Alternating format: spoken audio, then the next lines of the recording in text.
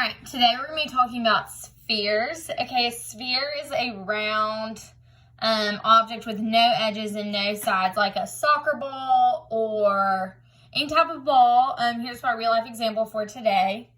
If this was perfectly round and didn't have any flat sides, this would be a sphere because it has no edges and no sides. So here's my real life example of a sphere. So we're talking about surface area of a sphere. We're talking about how much basically wrapping paper would it take to perfectly cover the sphere or perfectly cover this orange.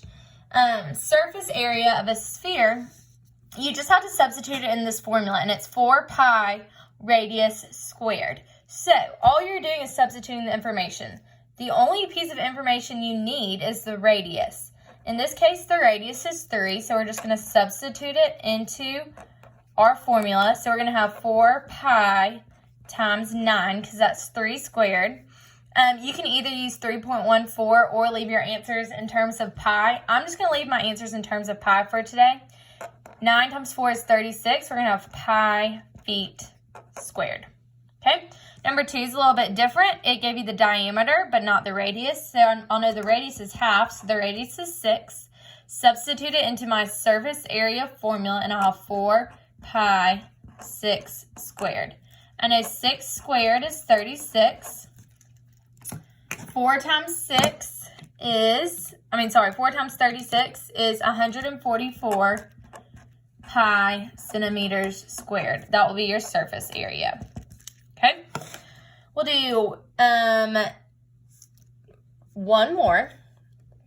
It's pretty straightforward.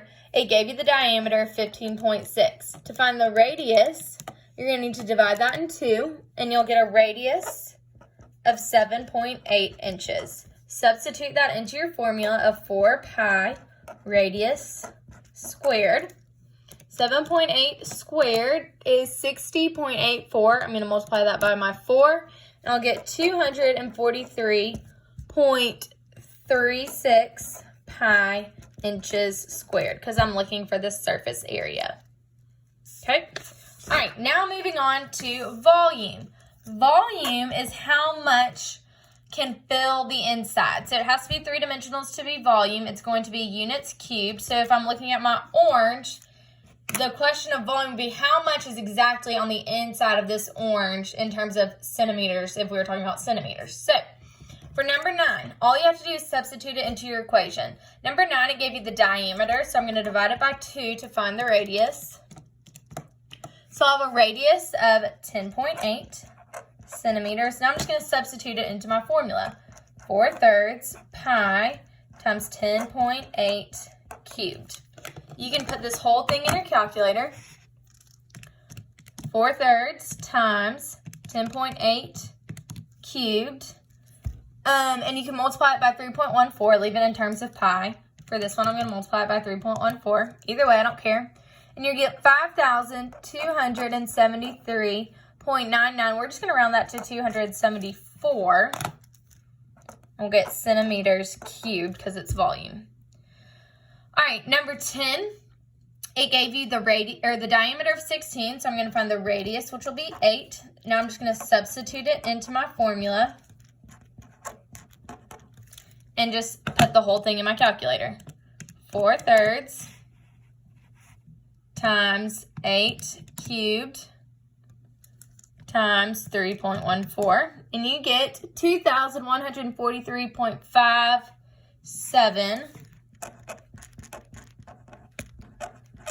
inches cubed.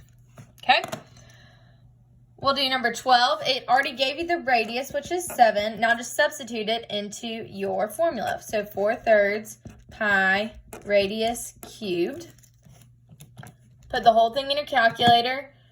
I'm going to leave this one in terms of pi, either way, and you get 457.3 pi inches cubed. Okay? Pretty straightforward. All you have to do is substitute it into the formula.